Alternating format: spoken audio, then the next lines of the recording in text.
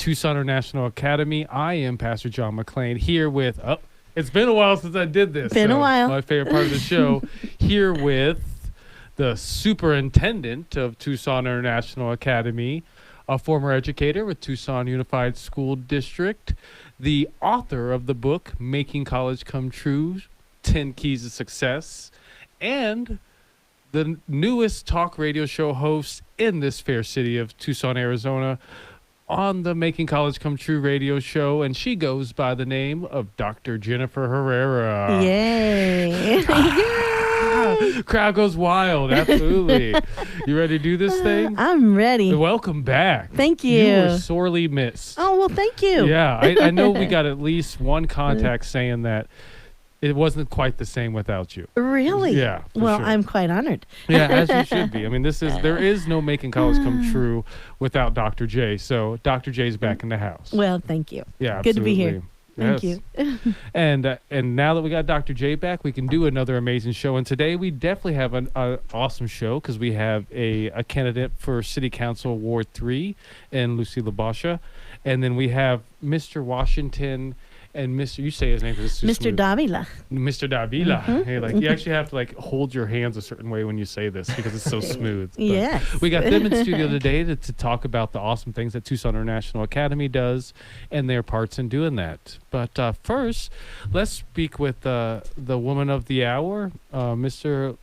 Lucy Libosha, running for Ward 3. Actually, am I saying that right? Why don't you say it for me? Well, I was thinking tomato, but I do go by Lucy Libosha. Libosha, yeah. And Yeah. that was actually, when I was telling Dr. J how to say it, that's what I told her to say it, but I second-guessed myself, so that's what I get. Tomato. Yeah, absolutely. Well, Yeah. well, thank you for being on the show with us. Thank you for having me here, John. And I guess, before I get to the first question and what inspired you to run for office, you're an educator here in Tucson. You're actually at school right now, and thankfully you had a cool administrator that lets you call in. Tell us about that. Absolutely. I am a TUSD educator, math educator, Nice. and I've taught mathematics for about 18 years in Arizona. And and my administrator, I sent him a text last night, and he gave me the green light to be here. And so I'm glad to be able to speak with you all and be on your show. And I'm running for city council. I'm an independent, and I'm running because I've always been an intricate, or I've considered myself at least, an intricate part of my community. I've always volunteered and I've always participated in democracy. And so really running for city council is just an extension of the work that I do for my community, whether it's helping folks to learn how to ride bikes, to teaching mathematics, to learning how to shoot a gun, to teaching financial literacy through home ownership. I'm definitely a person that is entrenched in her community for the good of the community, and I'm just willing to work hard and do and represent my constituents as well as all of Tucson. Absolutely. Well, thank you all for having me here. Yeah. Yes. Yeah, and I guess that kind of had a two-part question. Firstly is, how do you feel like being an educator helps you and being a city council person, or would help you in being, someone that would be a steward of the government? And secondarily, for those that are considering going to college, what advice would you give to those people and how it helped you in getting to where you are? Well, thanks for that question. That was a two-part question. I know it's a hard one, so I can't help it. You just in that one little rundown you had, I just thought of so much good stuff. So I'm sure this is going to be a great interview. Sweet. I'll try and answer the first question, and then I'll ask for the second. Okay. And then we'll go with that if that's okay. Sounds good to me. So I believe it was why I decided to run. I'm sorry. I'm like some of my students. I'm a little, No, it was. My attention span is pretty short. It was as an educator. How do you think that gives you an advantage in serving as a city council person? Yeah. Absolutely. As an educator, you, with almost 20 years of experience, I've taught in Arizona for 19 years. With 20 years of experience, you see the needs of your community beyond the classroom, beyond the school, and what we do as educators is there's that's one component of the life of a child of a community that you touch, and so for me, when you see kids who show up early because there's no food. I mean, myself, I grew up. I grew up when where lunch was the most important meal of the day when I went to school. I grew up, with at that degree of poverty, and to exist today and to see that not only is lunch the most important meal of the day for most of our kiddos. I work in a Title I school, but really it's breakfast, it's lunch, and it's dinner. And so I mean, so there are some serious issues of that we need to address, and I do believe that understanding and being able to identify those issues will help move us forward as a society. Because people, I don't believe that people are lazy. I don't believe that people just don't want to work, and I definitely don't believe that people want to be hungry and without food, clothing, shelter. But yet, it's increasingly a concern. And so, for me, as an educator, being able to identify those problems early on, is definitely something that would benefit me if elected, and benefit my constituents if elected. Yeah. It's a component for me. Yeah, it's huge, the identification with the people that you're serving. I mean, it should be a staple, right? It should be an expectation that we can count on. As an educator, I mean, what would you say to families that are considering helping their kids get into college? Has it been a benefit for you? Do you see some aspect of it that is helpful? In terms of college, absolutely. Most students, again, I work in a title. I've always worked Title I. Again, I as someone, it resonates with me to work in Title I in school environments, because you get to not only, for me, I've just been affected by that, and so it's just a natural thing for me to do is to work in Title I schools. But in terms of college, when you think about college for most students, I think that college needs to be something personally that should be on every child's radar. When you're looking at Title I schools, unfortunately in our society, when people are poor because people are poor, there's some factions that believe that it's okay to not go to college, but if you are in more affluent school districts and with more means and resources, every single child is expected to go to college, whether or not they want to or not. So there's some discrepancies between the expectations that we have. Well, thank you so much. We'll be back with you, Lucy Libosha, running for Ward 3 after the break. This is the Making College Come True radio show, brought to you by Tucson International Academy, and we'll be right back.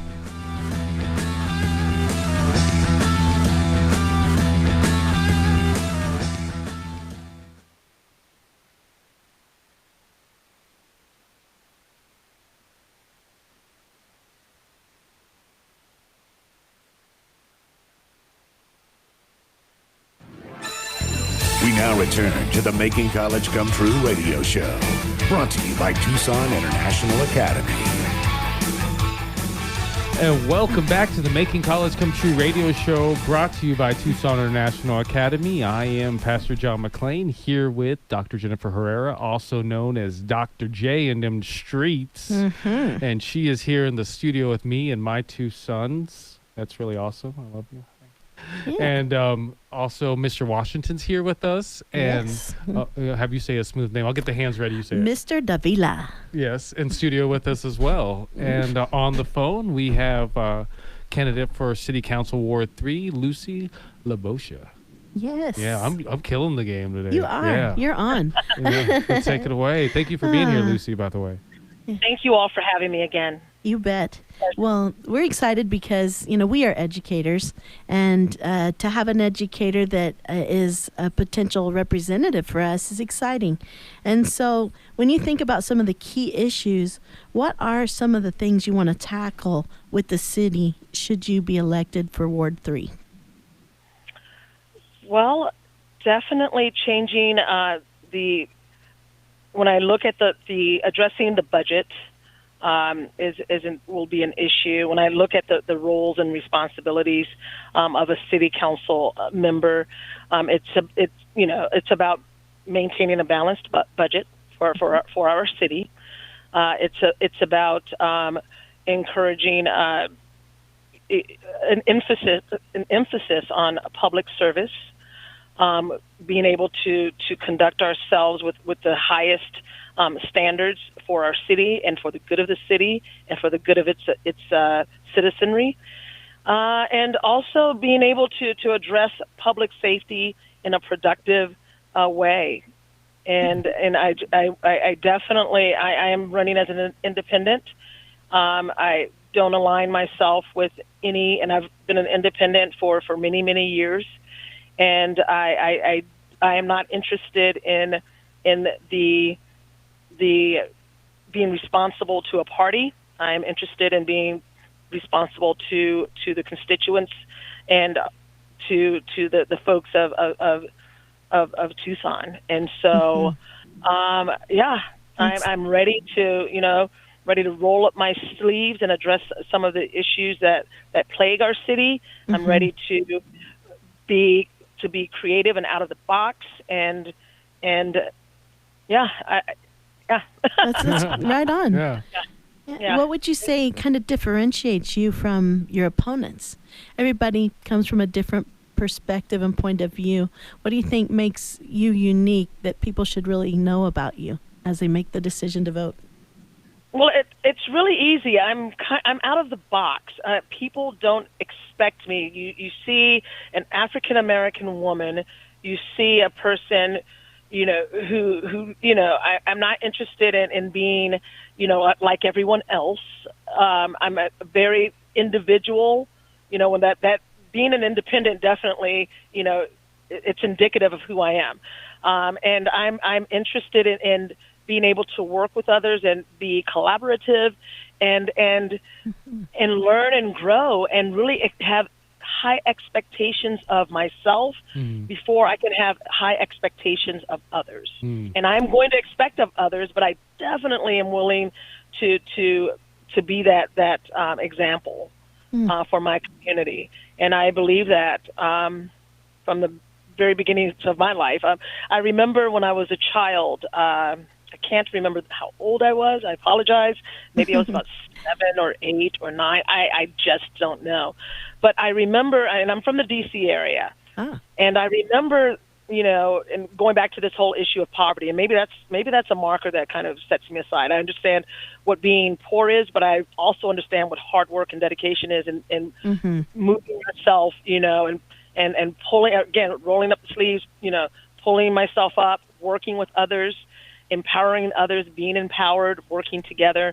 But I was a child of about 8 or 9 years old, and I stole a book from it was actually a diction. And this is kind of the nerd in me too. I stole a book, and I was about 8 or 9 years old, and it was a dictionary. And I made excuses. I really wanted that book. And this is a story I'll never, ever forget because it was my foundation. I took this book, and shortly after I'd stolen it, the teacher had notified my mother, and it was the worst feeling of my life at that very young age. And so I remember crossing my peer's name out of the book and replacing it with my own. Things that 8-year-olds just don't understand. That It's not that easy. Right, it's not that easy. Teacher knew, called my mother in, and I was mortified. And I am so grateful of that experience, because I do believe that if I had not had such a mortifying experience, I do believe that, someone like myself who grew up without would think that it's okay to do or take something that's not yours. Yeah. And so it was an important lesson to me. And so and in running for city council, there aren't many lessons like that for children. And growing up, there aren't many lessons like that for adults. We're not really kind of policing each other as a society in a positive way, because that experience for me was enough. I'd never stole anything else in my life. That experience for me I was caught early on. It made my life, my trajectory that much greater. Yeah, that's part of like community life. If our community gently holds the kids accountable young, it pays dividends as they're older. And, it wasn't bad intentions. It was a love for, wanting that book because it was power. And I think that it's neat to have that you have that perspective. You've had that experience already. And that's a great thing to bring to the table, in my opinion. Absolutely. Thank you. Yeah, anything you would want to say, to the public, get out and vote, of course, I'm sure, be an active role in the community. But, what about your specific advice, as a leader in the community? Wow, that's a great question. That's all Dr. J has. I should have prepared you for that. It's years of teaching. But, so I think just immediately, tangent from what I was just sharing with you all about the book. How do we go forward when we don't have an experience that's similar to that, and our trajectory is such that it's a slippery slope. We live. So how do we help? How do we help fix that for ourselves if that's your case, or for others around us in our community? Because in all honesty, when I think about folks, for example, a great example, I work with an organization called Mass Liberation, and it's an organization set up to really address the folks who are coming back from being incarcerated. And in all honesty, I don't know anyone who's been to prison. I don't really have any. I've never had a family member so I don't know anything about the system, but I'm learning through this organization called Mass Liberation. And and I need to know that because I'm an educator. Yeah. I think that if our school system continues to Lucy, we got about 20 seconds. Tell our listening audience how they can get involved with your campaign before we get out of here. Time flies, right? I apologize. I am a talker. I didn't realize that I was. No worries. Yes. So lucyforcitycouncil.com is our website. Nice. We are still collecting signatures. We're collecting volunteers. I'm so fortunate. I have former students, helping me, colleagues, friends, family. Well, thank you so much for coming on with us, Lucy. That's Lucy Libosha. Thank you all very much. Here with Dr. Jennifer Herrera, or Dr. J, brought to you by Tucson International Academy, because she's a superintendent of it. Check that out. That's right. We're a community event here. Yeah, and you are, I want to think, like the Yoda of making college come true, and we have brought some of your Jedi warriors here in studio with us today. The front line is here. Yeah, so if she's Yoda, what characters would that make you guys in Star Wars?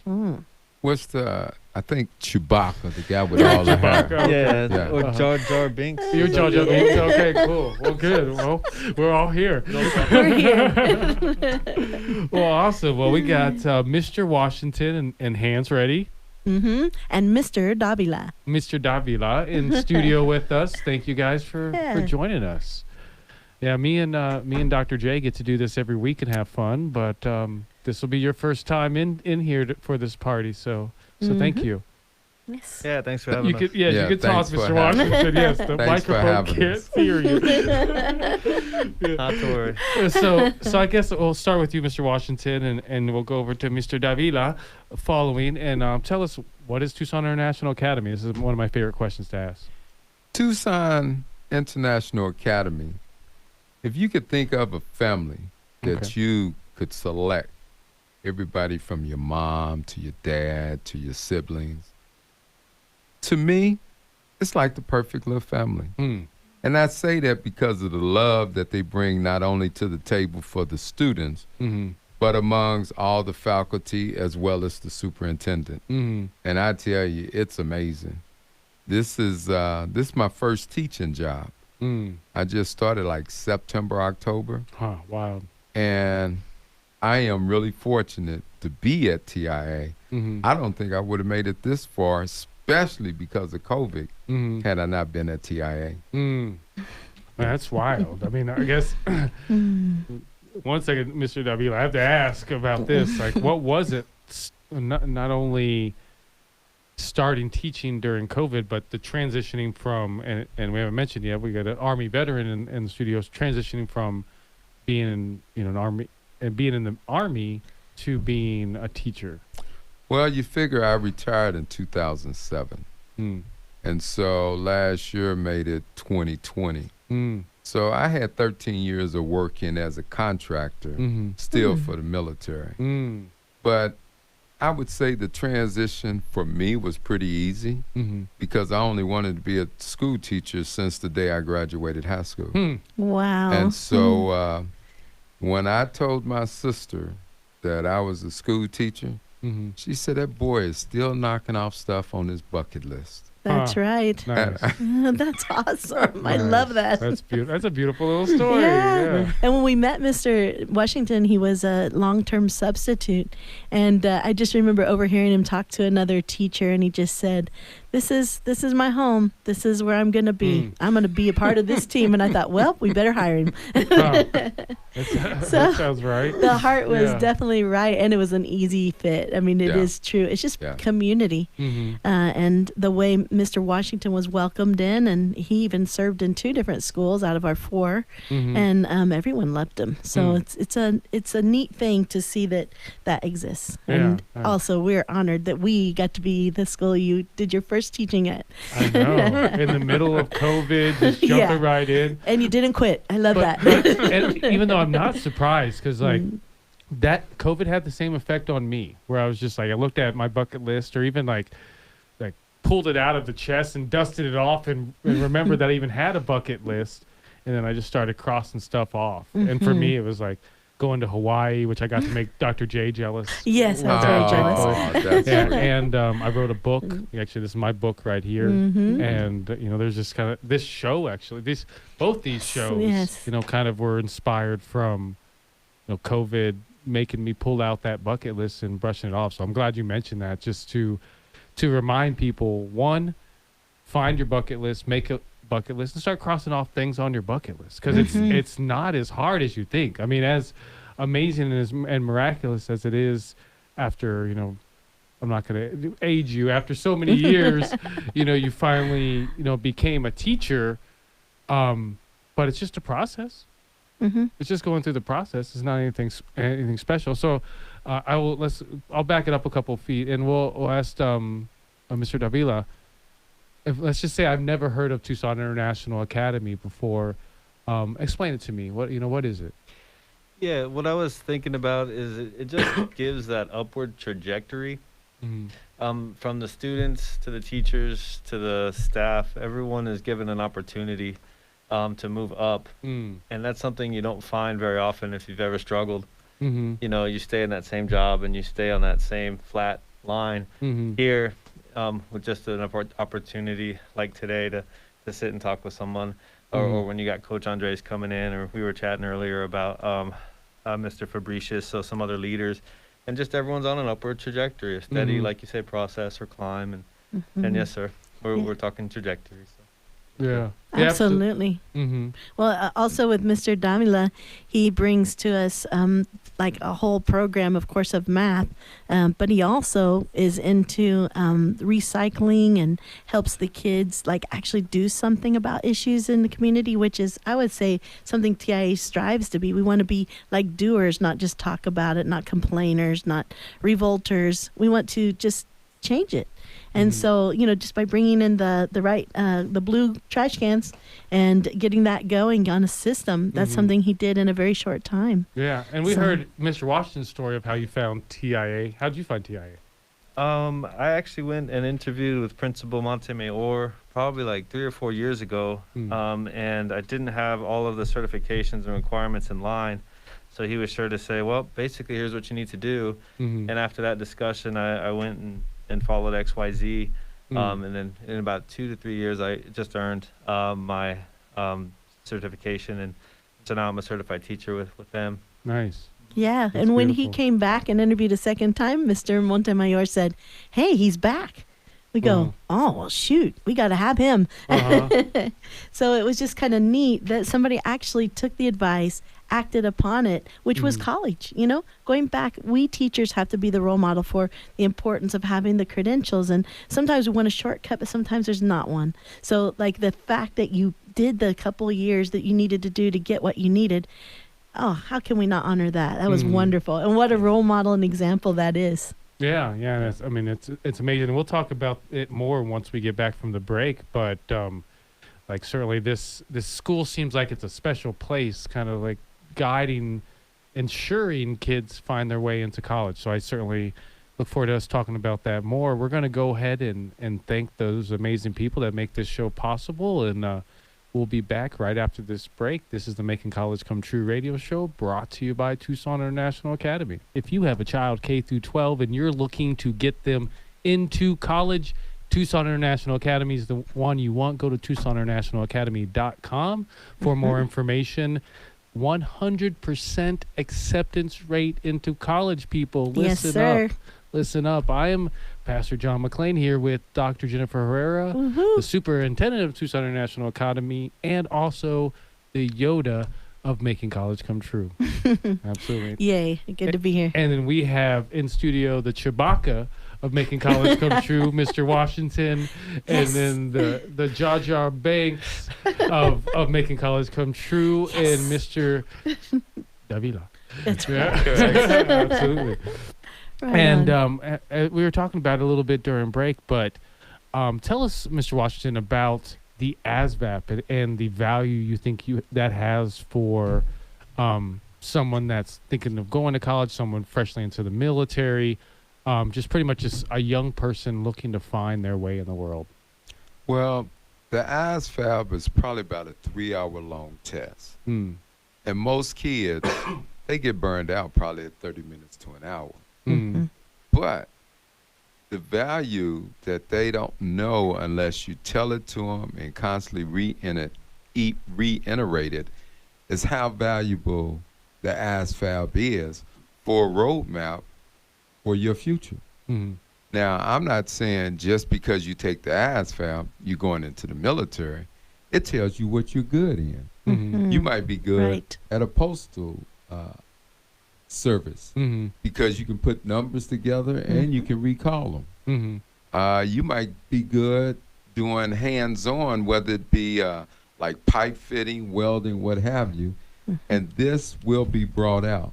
It's just that the military uses this to see, number one, if you qualified to go in the military, and if so, what job would best suit you. And I don't know no other roadmap for a simple test that is better than the ASVAB. That's right on. I agree. I mean, that test lends itself to career opportunities. I mean, period. And then to be able to use that to actually step into the military either before or after college, the correlation with the financial support, also the ability to track your career and see what you like, what you don't like, what is your passion. That's I think it's a great tool. So we do every TIA kid is offered the ASVAB.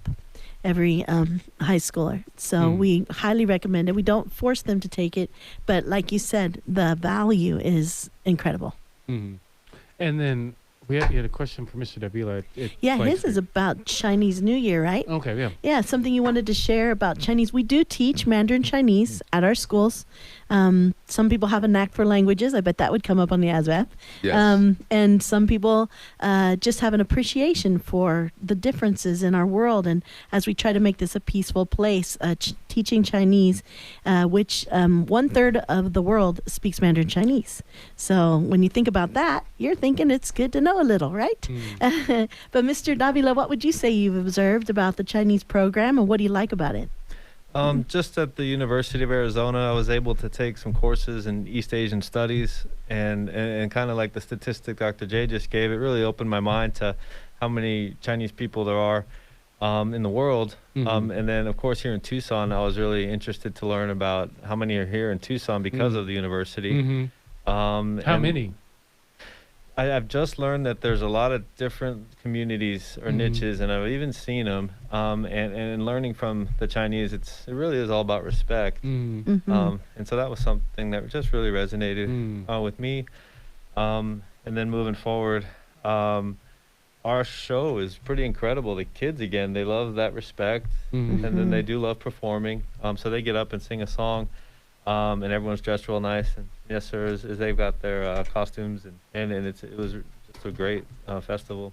Yeah, it's amazing. I mean, and I think, in addition to that, can you guys speak to like all the things you've seen within Tucson International Academy that we're not used to with your average school? Like even this, like you're speaking about teaching Chinese, this Chinese festival, like even the fact that the focus is getting kids into college and getting 100% acceptance rate. What are some of the other things that you guys have seen from Tucson International Academy that it almost seems foreign to you to see this within a school and seems like so creative and outside the box? I would like to echo Mr. Davila. Not only do we have Chinese, but we have Spanish as well. Now, I wouldn't call myself a bah humbug, but I do not get excited about holidays. Being in the military, you downrange, you ain't got time to play holidays. You don't get Christmas. So in the middle when of this war. comes around, the holidays, the Chinese New Year, Cinco de Mayo, these kids in TIA get me excited. And I'm like, they love wow. Yeah, I really think that's totally awesome. Yep, that comes from a value of believing we should celebrate life. And so we do put a lot into our parties. Could be related to me a little bit because I do like a good party. And I like to see kids happy. Right. So that's a big part of it. And if we're celebrating the right thing, like something like diversity, something different than yourself, I think even better. And what about you, Mr. Davila? What are some of the things that you've seen that are really kind of like unique to you and stuck out to you? Appreciate truly is just the attempted partnerships with parents, and then the unwavering support of the teachers is really nice. From helping us to craft lesson plans to just letting us know you're doing a great job and improving. So that's the unwavering support. I think is the best way to end it. Yeah, and I guess in line with kind of the question that we're asking the candidate for city council is, for those that are out there considering going to college or maybe on the fence about going to college, what's a piece of advice you can give to people that are considering possibly going to college? Today we had a young lady come in with her acceptance letter to Grand Canyon University. I know. It's awesome. Exactly. And so basically she walks in with a letter and was a bit bashful, and then another student hands it to me. Mr. Davila, please read that, and I read it up, and of course she was still bashful, but you could tell she had a huge spark inside of her, so it made it all worthwhile. And then yes sir, that's what I would say is just to see them again, that kind of progression or upward trajectory. That's awesome. Yes. What about you, Ms. Washington? What advice would you give to someone who's on the fence about going to college? Well, it can be like a serious uphill battle, especially if you don't apply yourself, like 4th grade and younger, because by the time you hit 8th grade or high school, skills that you should have learned is going to be really tough to learn. And so everything from going to college to the ASVAB to even getting a job, it is so many things that you learn in school and are taught that it's like it becomes second nature when you take a test, when you apply for college. So don't cut yourself short. If I'm in school, I'm saying I want to go to college. Whether you go to college or not, because you need to apply yourself. And if you don't apply yourself, something you really want to do, because you might find college just as easy as high school. So why not take advantage of that? So always apply yourself. 100%. That's great advice. Yeah, I don't know if my sons are listening. Are you listening? Always apply yourself. I got it. Always pays off when you do. That's for sure. Yeah, I got a 6th and 7th grader here, so hopefully they're seeing. Okay, let's study now. Let's pay attention to now. Let's just go ahead and plan for going to college. Even though I think I'm pretty lucky with these boys. Like this little guy here on my right, the 11-year-old, he wants to be in the FBI eventually. So I know he knows he has to go to college. They want college, yep. And then Jonathan here, or Jonathan Jr., he wants to be a firefighter. So yep, and they need a little bit of education for that as well. Right. So I actually the only reason I brought you guys here today was so you guys can learn from them on making college come true in your life. Okay. That's what we're all about. We love starting, even with kindergartners, talking to them about the joy of college, because learning is fun. It doesn't have to be drudgery. And I think, one thing I was thinking when Mr. Washington was talking was that people feel when they go to college, what do I do though if I start failing? That's where being from a community that's college oriented, like Tucson International Academy, we are with them forever. So if they're writing a paper and they need help editing it because they're not doing so well, they just come to our school. They don't have to be our current student, and we will help them. And I just recently have helped 2 parents get back into college. Didn't even go to our school. But they said, finally, I'm able to do it. Can you help me with this application? I was happy to do it. I have another employee that wants to go back to school. I love that. I would love to. I would hate to lose her, but she knows what she's called to do, and it involves needing some extra education and moving on. But you know what? That's what we get to do.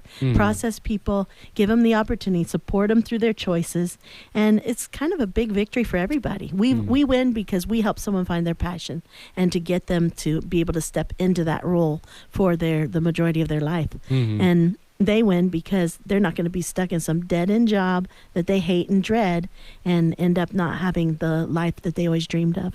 So to me, it's all possible. And if we work together and support one another, everybody wins. In the end, everybody wins. And that's the power of community. Yeah, and we were talking about it briefly during the break, but Mr. Davila, he made college come true in his life so he could help make college come true in other people's lives. So it's definitely a beautiful story with him, as well as Mr. Washington here, and all the amazing things you, Dr. J, made possible in people's lives. So God bless you and the amazing work that you do, for sure. Thank you. It is a fun job. Every day I get up, it's not work. It's just going out doing what I love to do. And I enjoy people. That's how I end up with strep throat or whatever. I just enjoy them even when they're germy little kids.